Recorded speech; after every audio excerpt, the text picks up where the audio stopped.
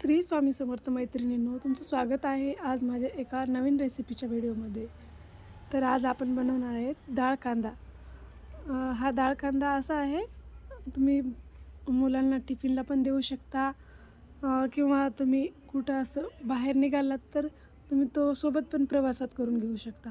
खूप छान रेसिपी आहे, साधी सिंपल आणि जर आपल्याकडे भाजीला काही नसेल तर केव्हा पण करण्यासारखी.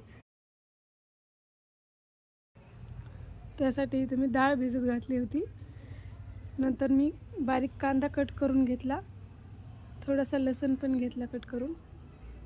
मग मी आता घेते कढईमध्ये तेल घालून, त्यामध्ये जिरे मोहरी घालू. नंतर जो आपण बारीक कट केलेला लसूण होता तो लसूणमध्ये घालून घेऊ आणि छान असा लालसर पडेपर्यंत भाजून घेऊ त्याला.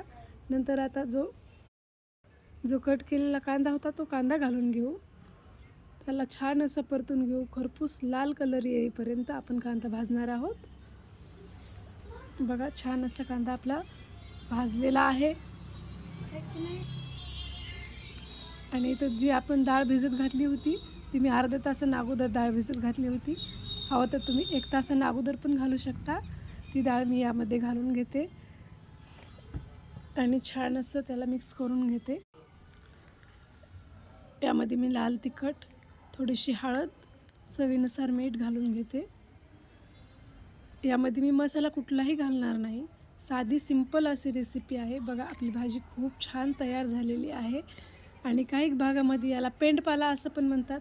तुमच्या इकडं काय म्हणतात नक्की मला कमेंटमध्ये सांगा.